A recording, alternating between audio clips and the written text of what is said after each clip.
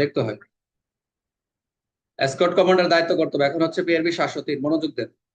অনেকে বলছিলেন 13, আর কেউ কথা বলেন নাই, মানে তার মানে আপনার বই খুলেন, সবাই ধন্যবাদ বই না খোলার জন্য, যা এখানে আমার ক্লাসেই মনোযোগ দিচ্ছেন। তো এখানে আমরা দেখতে পাচ্ছি 11টা পয়েন্ট দেখা যাচ্ছে, 13টা এখানে নাই, 13টা নিয়ে আসছি। তো এখানে এসকর্ট কমান্ডারের কি কি মেনটেন করবে, কি কি দায়িত্ব, একটু আমরা দেখি না, যেহেতু পরীক্ষা আসবে। এসকর্ট কমান্ডার দায়িত্ব কর্তব্য অর্থাৎ পিআরবি রুল 703 এ আমরা যেটা, স্কট কমান্ডার হলেন যিনি সেই কর্মকর্তা যিনি বন্দী, কাদের কাদের দায়িত্ব কর্তব্য করবেন, যিনি বন্দী, উম্মাদ, লোনাটিক, এই যে ফৌজদারি কার্যবিধি লোনাটির কথা বলে, ট্রেজারি বা মূল্যবান সামগ্রী নিরাপদে পৌঁছালে দেওয়ার জন্য দায়িত্ব করে স্কট দলের নেতৃত্ব দেন। Very very important, scout commander হলেন সেই কর্মকর্তা যিনি হচ্ছে বন্দী। প্রথমে হচ্ছে এটা আসবে যে বন্দীদের পাহারার দায়িত্ব কর্তব্য। আপনি একজন আসামি নিয়ে গেলেন, পরীক্ষা আসবে এসএস সাব ইন্সপেক্টর, যে আপনার আসামি নিলে আপনার পরিবহনের সময় কি কি সতর্কতা অবলম্বন করেন, আয়সা বললো ট্রেজারি বা মূল্যবান নিরাপদ যাতে সবকিছু নিরাপদ স্থানে পৌঁছে দেওয়ার হচ্ছে দায়িত্ব নেতৃত্ব দিচ্ছে। আমরা এটা হচ্ছে গুরুত্বপূর্ণ যে দিকগুলো দায়িত্ব রেসপন্সিবিলিটি, সেটা যাত্রার পূর্বে কি কি করবেন। পূর্বে হচ্ছে রিজার্ভ অফিসের কাছ থেকে নির্দেশনা গ্রহণ করবেন, হ্যান্ডকাপ, বেরি, লন্ঠন, এগুলো হচ্ছে আপনি নেবেন। নির্দেশনা রোস্টার লিপিবদ্ধ করবেন যে আপনার কি এই যাত্রার পূর্বে। এবং রেলপথে যে যাত্রা হয়, নিজেদের সাথে একই একই কামরা ভ্রমণ করবেন, সবাই একসাথে, নির্দ্বিধায় ভ্রমণ বাধা পাবেন, এটা তো বলা গেছে। এবং বন্দি বা ট্রেজারি গ্রহণ, লিখিত নির্দেশ ছাড়া দায়িত্ব গ্রহণ করবেন না, আপনি যাকে নিচ্ছেন লিখিত, কারণ এটা খুবই সেন্সিটিভ, খুব ইম্পর্টেন্ট একটা একটা ফার্স্ট অ্যান্ড ফরমোস্ট ডিউটি হচ্ছে এটা, যেটা হচ্ছে আপনার এটাতে চাকরি চলে যায়, অনেক বড় বড় দুর্ঘটনা ঘটছে।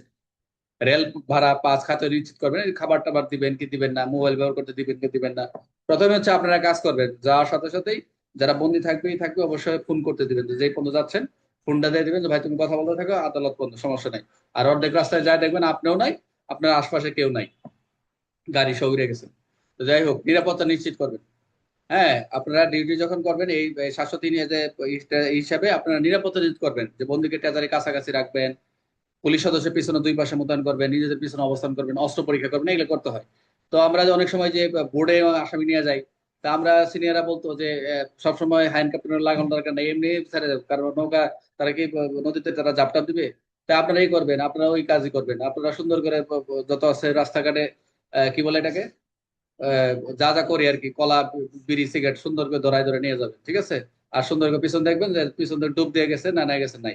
কিন্তু আমাদের যেটা শিখাইছে, যে সবসময় যদি ভ্রমণকালে হয়, সেই ক্ষেত্রে আমরা দেখি রশি বাঁধা থাকে। ইজ্জতের রশি বলে একটা কথা বলে না, অস্ত্রের সাথে যে আসামিরও বান্ধা রাখা দেয়, কারণ হচ্ছে ইজ্জতের রশি, আমরা একটা কথা শুনছি। তো যাই হোক, তো এগুলো নিশ্চিত করবেন, খুব ইম্পর্টেন্ট, এই কথাগুলো নিবেন, এগুলো আপনারা দায়িত্ব পরীক্ষা লিখবেন। নিরাপত্তা নিশ্চিত করবেন, বন্দীকে কত কাছাকাছি রাখবেন না দূরে রাখবেন, পুলিশ সদস্যের পিছনে পাশে রাখবেন কিনা, নিজেদের অবস্থান কতটুকু হবে, অস্ত্র পরীক্ষা করবেন কিনা, যোগাযোগ, যে কমিউনিকেশন, বন্দীদের সাথে বাইরের লোকের সাথে যোগাযোগ সম্পূর্ণ কি করতে দিবেন, এটা বেশি বেশি করতে দিবেন, বুঝছেন। যে আপনি যখন দায়িত্ব থাকবেন, আপনারা একটা অ্যান্ড্রয়েড ফোন দিবেন, তাই না।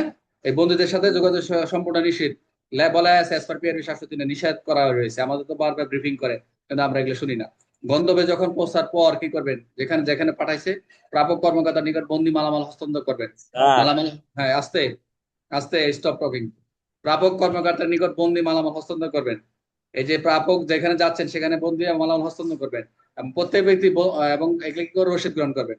এখানে যত রোগ আছে একটু ভালো করে স্টার্ট, বন্ধুদের তল্লাশি কি করবেন, বন্দির তল্লাশি করার দরকার নাই, সোজাসুজি দিবেন। দেখি আমি আদালতে আমার মাঝে মধ্যে দেখি, আপনি একটা মেয়ে তার আসছে, একটা মেয়ে একটা মেয়ে তার আসামি হ্যান্ডকাপ লাগানো, রশি বেঁধে রেখেছে, মেয়ে তার তার মেয়েরও হাঁটা হাঁটা নিয়ে যাচ্ছে।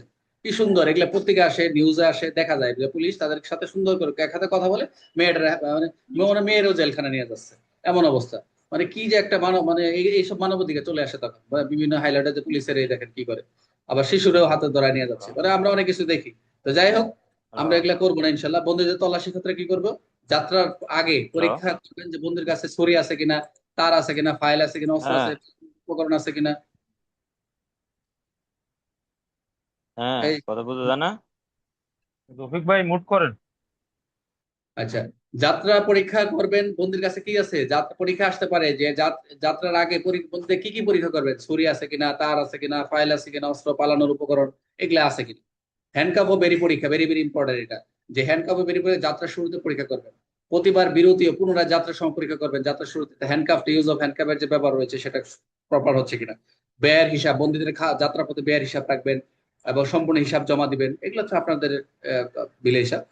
যাত্রাপথে যদি রেলপথে স্টেশনে মাস্টার কোনো যদি অসুস্থ হয়ে যায়, রেলপথে স্টেশন মাস্টার রেলওয়ে পুলিশে জানাবেন। নৌপথে গেলে, সড়ক পথে হলে নিকটস্থ থানা, হাসপাতাল, জেলে ব্যবস্থা করবেন। কারণ হচ্ছে যেখানে যাচ্ছেন যে থানাতে কন্ট্রোলকে জানাবেন যে আমরা এই আসামি নিয়ে যাচ্ছি। এগুলো নিজের আইকু। মৃত্যু অনেক সময় মৃত্যু ঘটতে ঘটতে পারে, আসামি বন্দি প্রথমে মারা গেলে কি করবেন? নিকটস্থ থানায় রিপোর্ট দেবেন, মৃতদেহ নিরাপদ ব্যবস্থা করবেন, এইটুকু কাজ। পরীক্ষা আসতে পারে যে যদি আসামি বন্দিতে যাওয়ার পথে মারা যায় কি করবেন? অনেকে হতাশ হয়, কি করবেন? আরে দ্রুত অফিসে উদ্ধার কর্তৃপক্ষকে জানাবেন, নিকটস্থ থানা রিপোর্ট করবেন, নিরাপদে হেফাজত হবে। জাস্ট এইটুকু লাগলে 700 দিন লাগলে ফুল মার্ক। কিন্তু মাথা প্যাঁচ লাগে করতে গাইছে রে। এখন আগ্রাসের ব্যবহার, এখানে আবার 703-এ আবার আগ্রাসের ব্যবহারের কথা রয়েছে, অনেকেই জানে না। আমরা শুধু এই স্কোয়াড কমান্ডারের দায়িত্ব শুধু 703 দিয়ে শেষ করে দিই, কিন্তু আসলে যে এখানে গুলি চালানো যাবে, কখন গুলি চালানো যাবে না, এখানেও গুলি চালানো যাবে। এখানে বলা রয়েছে আপনার 703-এর ধম মেবি আমার খেয়াল নাই, এরকমই হবে এখানে আসতেছে, যে এখানে গুলি চালানোর কথা হচ্ছে। আপনি এই 703-এ আপনি গুলি চালাতে পারবেন শুধুমাত্র যখন বন্দীর উপর প্রাণঘাতী আক্রমণ, কেউ যদি এই বন্দীর উপর প্রাণকে আক্রমণ করে অন্য কাউকে আক্রমণ প্রতিহত করা সম্ভব না, তখন আক্রান্ত ব্যক্তি বিপদের মুখে। এখন আপনারা যাচ্ছেন, দেখেন সামনে অ্যাটাক করে ফেলছে বন্দীর উপর, তখন আপনার প্রাণঘাতী, এক্ষেত্রে আপনি গুলি করতে পারবেন। কিন্তু কখন করা যাবে না? বন্দি পালানোর চেষ্টা করলে শুধু গুলি চালানো যাবে না, প্রথমে অ্যালার্ম দিতে হবে। চেষ্টা চেষ্টা করতেছে আপনি, তাকে গুলি করে দিয়ে না, মানে চেষ্টাটা একটা চেষ্টার সিচুয়েশনটা বুঝতে হবে। বন্দি পালিয়ে গেলে কি করবেন? পরীক্ষা আসবে, যদি বন্দি যদি আপনার পরীক্ষা হলে আসতে পারে যে স্কোর করার দায়িত্ব হলো, বন্দি পালিয়ে গেলে আপনি কি করবেন? আপনাকে ধরে আপনি নিজে পালাই যাবেন, সাথে সাথে আপনি চলে আসবেন না? স্কোর কমান্ডার হিসেবে নিকটস্থ থানায় কিন্তু খবর দিবেন, বাকি বন্দীদের নিয়ে গন্তব্যে যাবেন, বাকি যে চলে গেছে বাকিদের নিয়ে যাবেন। পলাতক বন্দীদের ওয়ারেন্ট ও কাগজ জেলে ফেরত পাঠাবেন, কারণ হচ্ছে এটা হইচই বিকে অনেক থানার অনেক কার্যক্রম আছে, বাকি কার্যক্রম তারা করবে, প্রযুক্তির ইউজ অনেক কিছু আছে। বাট আপনি লিখবেন, থানায় দ্রুত খবর দেবেন, বন্দীদের নিয়ে গন্তব্যে যাবেন, বাকি বন্দীদের এবং বন্দীদের ওয়ারেন্ট কাগজ জেলে ফেরত দেবেন। হামলার যদি সম্মুখীন হয় কি করবেন? অনেক সময় হামলার সম্মুখীন হবেন, গ্রেনেড ব্যবহার করে প্রতিরোধ চেষ্টা করবেন। সশস্ত্র হলে প্রয়োজন গুলি চালাতে দিতে পারেন, সশস্ত্র হলে গুলি চালানো, গুলি আছে ফায়ার করে দেবেন। রেলপথে বন্ধুদের পরিবহন বিশেষ নিয়ম, রেলপথের কথা বলছি, যাত্রার আগে বেরি পরীক্ষা করবেন, খাঁচাযুক্ত কোনো নিরাপদ কিনা, যেখানে যাচ্ছে সেটা নিরাপদ দেখবেন। যাত্রাকালে অবশ্যই একই কামরায় রাখবেন, প্রতিটি দরজা এসকর্ট করার সদস্য মোতায়েন রাখবেন। স্টেশন যদি থামে অবশৃঙ্খলা ভাবে সতর্কভাবে পরীক্ষা করবেন। বন্দির সাথে পুলিশ সদস্য দিবেন, দুজনের বেশি একসাথে দুইজনের বেশি বন্দীকে ট্রেনের বাইরে যেতে দিবেন না। অশ্রম বা অন্যান্য কোনো কিছু ক্ষেত্রে ওগুলো সতর্ক অবলম্বন করতে হবে, যেতে হবে। ট্রেজারি এসকর্টের ক্ষেত্রে সিল অক্ষত আছে, ট্রেজারি আমরা যে ট্রেজারি ডিউটি গুলো করি, এই ক্ষেত্রে সিল যেগুলো অক্ষত রাখবেন, এবং সন্দেহ কোনো ভাঙা সিল থাকলে সেগুলো গ্রহণ কখনোই করবেন না। রেল স্টেশন যদি রাত্রিবেলা কোনো রেল স্টেশনে যাত্রাপথে যদি রাত যাপন করেন, সেটা রেল ও পুলিশের সহায়তা নেবেন। এবং রিটার্ন পর যখন প্রত্যাবর্তন করবেন, সেখান থেকে ফিরে আসবেন, আপনি সবকিছু তবে সবকিছু আইসা আপনি লাইন্সে আইসা পুলিশ লাইন্সে আর্মড ইন্সপেক্টর নিকে রিপোর্ট করবেন, এবং বেয়ার হিসেব যা যা আমরা সিসিটিভি সব জমা দিই। এই হলো 703-এর গল্প, আপনাদের দেখাইলাম। এখানে এমসিকিউ স্কোয়াড কমান্ডার যাত্রার পূর্বে কার নিকট রিপোর্ট করবেন? নির্দেশ করবেন রিজার্ভ অফিসার। বন্দি পালানোর চেষ্টা করলে সদস্য প্রথম কি করবে? অবশ্যই অ্যালার্ম দিবে প্রথম। বাইরের লোক সঙ্গে বন্দি যোগাযোগ সম্পর্কে স্কোয়াড কমান্ডার দায়িত্ব কি? বাইরের লোকের সাথে আপনি আপনি যদি যোগাযোগ করতে চাই, সম্পূর্ণ নিষেধ, ঠিক আছে? আর বন্দির উপর গুলি চালানো বৈধ হবে কখন? যখন প্রাণঘাতী আক্রমণ এবং অন্য কোনো উপায় নাই, তখন হচ্ছে এই গুলি করতে পারবেন, যেটা হচ্ছে 703-এর ঢতে দেখবেন বিশেষ প্রয়োজনে স্কোয়াড কমান্ডার আগ্নেয়াস্ত্র ব্যবহার করতে পারবেন। এবং 715 আমরা দেখলাম যে স্কেট কমান্ডারের বন্দির হাত করা বা পায়ের ব্যবহার আমরা সেটা আমরা আলোচনা করলাম।